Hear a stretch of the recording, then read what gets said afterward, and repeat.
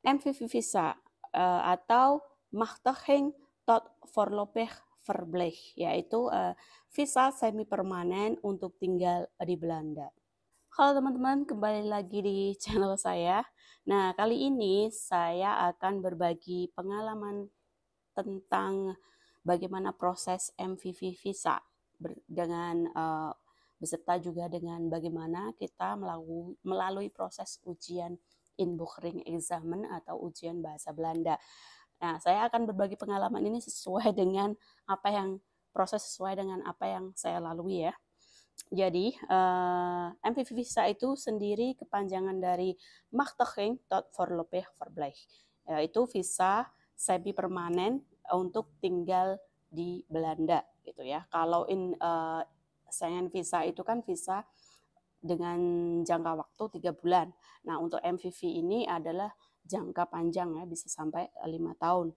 Dan visa semi permanen di Indonesia di Belanda itu ada beberapa macam, yaitu ada visa tinggal bersama partner atau MVV partner sesuai dengan yang saya proses ya, saya melakukan proses MVV partner. Ada visa pelajar dan visa kerja, itu beda ya.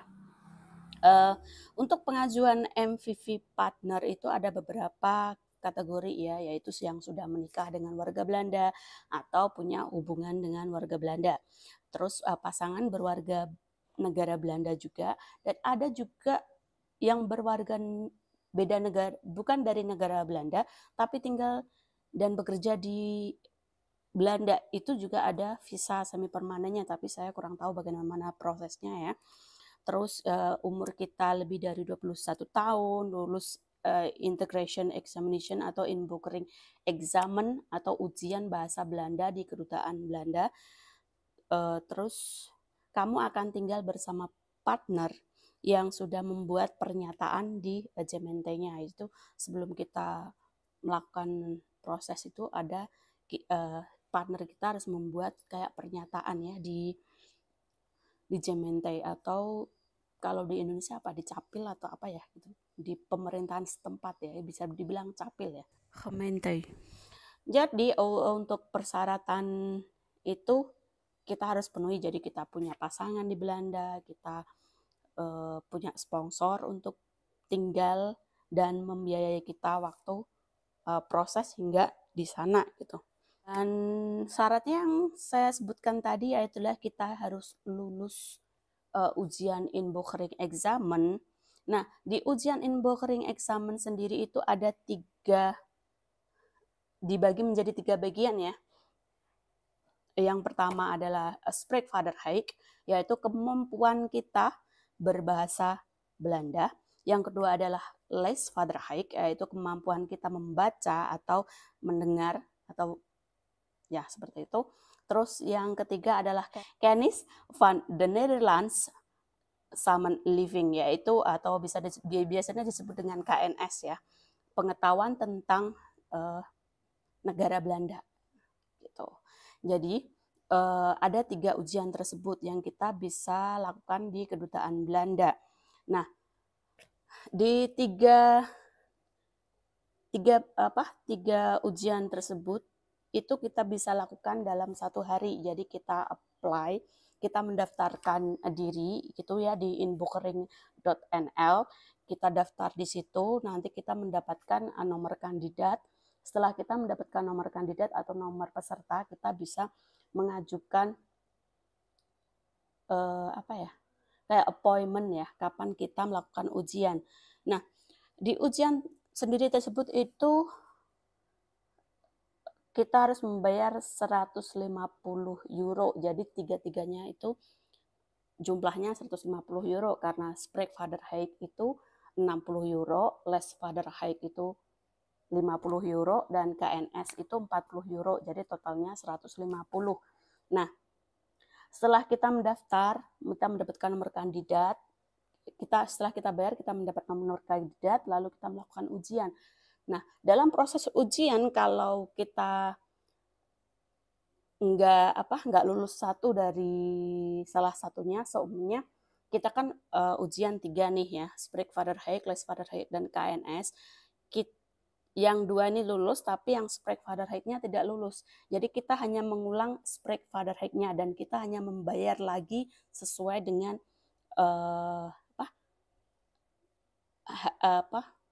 sesuai dengan harga. Jadi kayak Spreekvaderheid kan $60, kalau kita tidak lulus ya €60 maaf. Jadi kita hanya membayar lagi €60 sesuai dengan ujian ulang apa yang kita akan ambil gitu. Jadi ketiga-tiganya ini harus lulus. Kalau tidak lulus, ya ada juga sih yang mengulang beberapa kali, tapi alhamdulillah saya sekali itu langsung lulus ya.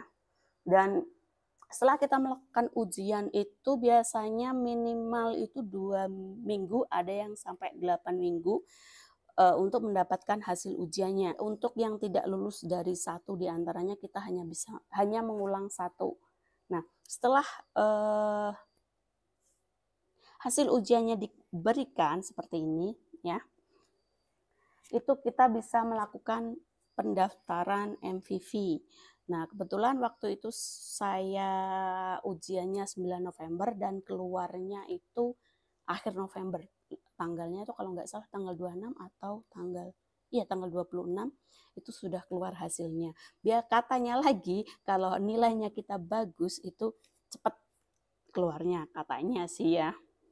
Nah, kemarin teman-teman kan ada yang tanya untuk materi-materi ujian MVV visa atau maksudnya ujian inboekering examen ya.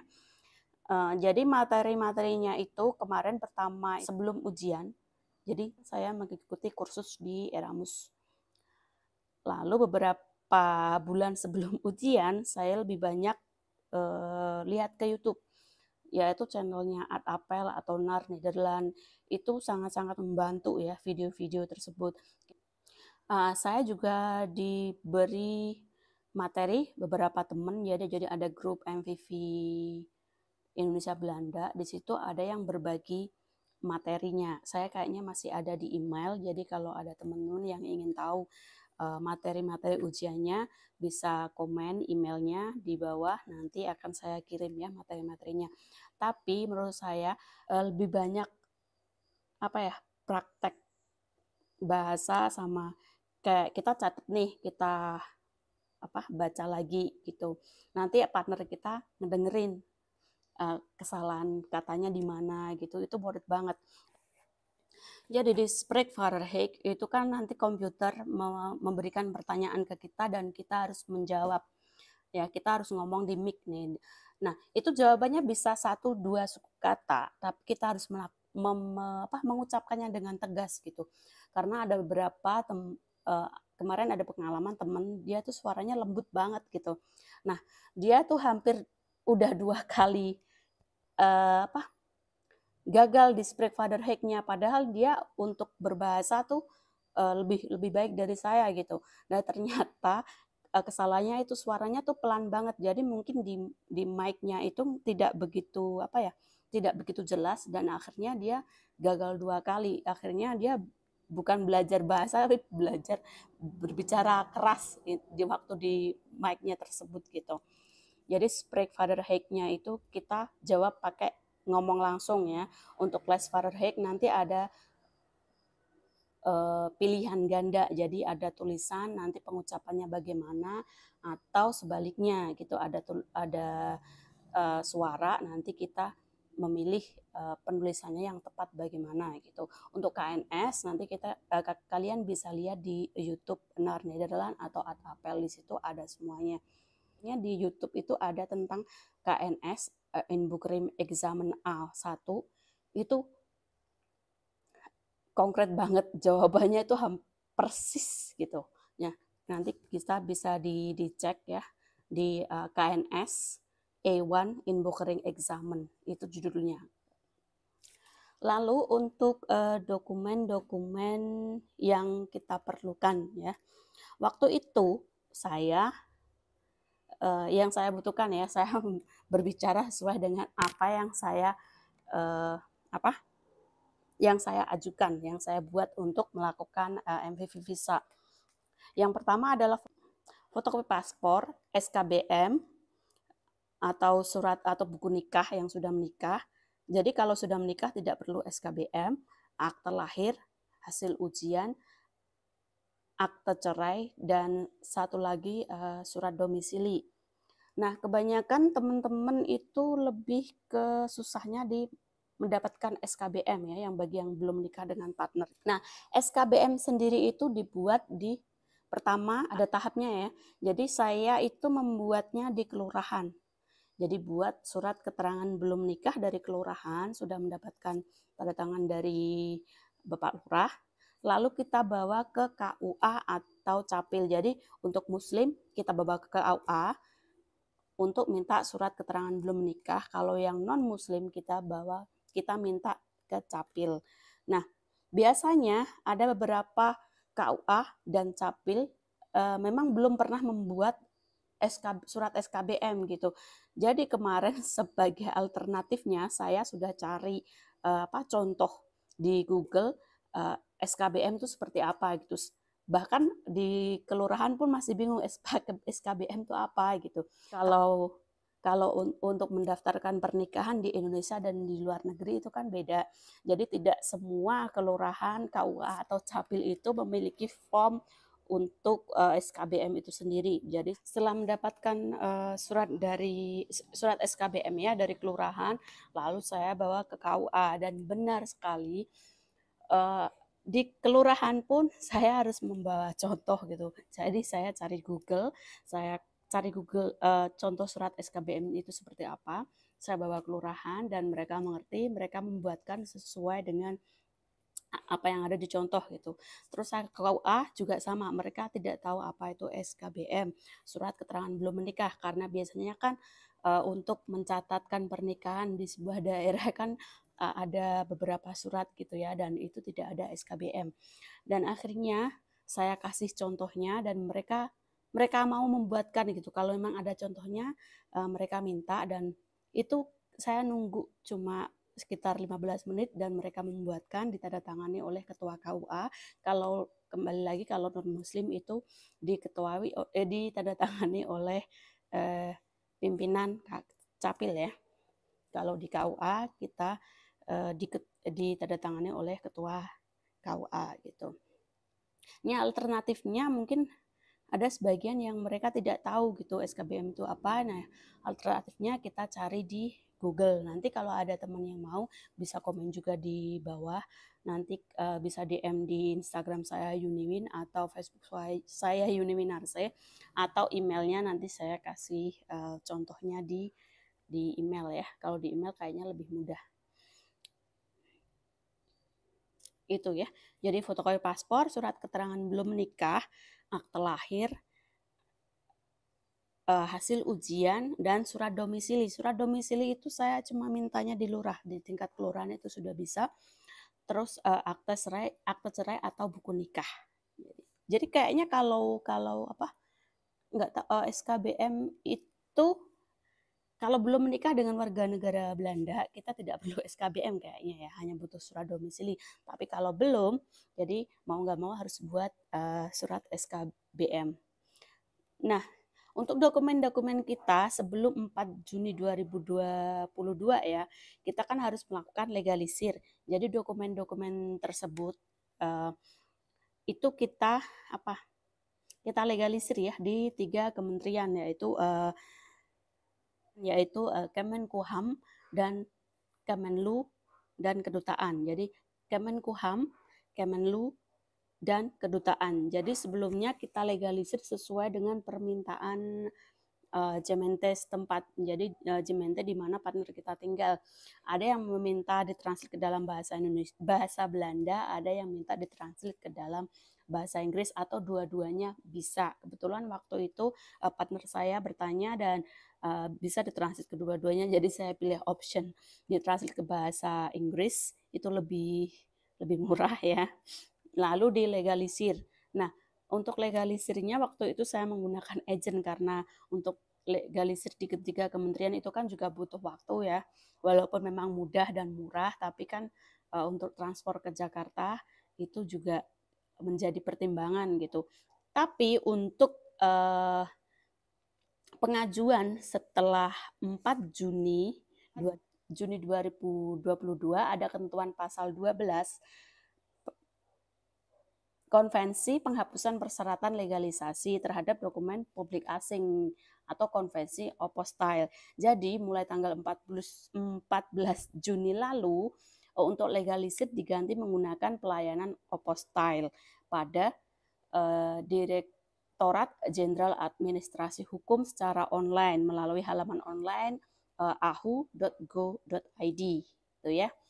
Jadi percetakan sertifikat apostille itu hanya dapat dilakukan di Gedung Jenderal Administrasi Hukum Umum. Nah, untuk saya waktu itu kan pengajuannya bulan Maret ya, jadi sebelum pelayanan apostille berlaku, jadi saya masih menggunakan tiga legalisir ya. Jadi translate dan legalisir saya memakai agent yang sama, jadi saya hubungi agent itu translate sekalian legalisir. Jadi dari Kemenkumham, Kemenlu dan kedutaan. Nah itu, tapi sekarang tidak perlu legalisir, tapi menggunakan surat kayak sertifikat apostille ya. Jadi untuk proses apostille-nya saya tidak bisa menjelaskan. Mungkin ada ya YouTuber lain yang pernah melakukan administrasi menggunakan apostille, mungkin bisa dicari ya. Begitulah proses yang saya lalui untuk mendapatkan visa MVV dan alhamdulillah telah di-approve. Pendaftarannya didaftarkan oleh partner saya yaitu bulan Maret dan ternyata waktu itu dia salah mengirimkan, jadi surat semua sudah dikirim bulan Maret, tapi ada satu yang keselip yaitu akte cerai saya yang asli. Jadi yang ditransit sudah dikirim tapi yang asli belum. Nah itu dari pihak END-nya sendiri itu menelpon. Jadi kekurangan apa saja yang perlu dilengkapi dari proses dokumen yang telah kami kirim gitu. Bagusnya di situ. Jadi mereka memberitahu apa saja yang perlu dilengkapi atau apa saja yang kurang gitu kan. Nah mereka juga memberitahu setelah kita komplit mengirim semuanya, katanya akhir Mei gitu kan. Paling cepat itu bulan Mei, dia bilang akhir Mei gitu. Tapi ternyata akhir April kita mendapatkan surat yes atau di approve visanya ya, alhamdulillah Maret April. Jadi prosesnya 1 bulan gitu ya, 1 bulan dan ternyata visa saya diterima dan bulan depan saya bisa ke Belanda. Nah setelah kita mendapatkan yes dari IND itu kita bisa mengambil stiker MVV kita di kedutaan Belanda ya. Kita kan mendapat surat atau email ya yang menyatakan bahwa proses kita diterima gitu. Lalu kita harus mengambil apa? Nanti saya kasih contohnya di sini saja ya. Untuk mengambil stiker MVV-nya yang akan ditempel di paspor kita gitu. Terus kita bisa bikin janji online. Itu nanti saya kasih tahu linknya di bawah ya, saya lupa. Jadi kita bisa bikin appointment untuk mengambil stiker MVV visa kita di kedutaan Belanda. Nanti ada website, nanti kita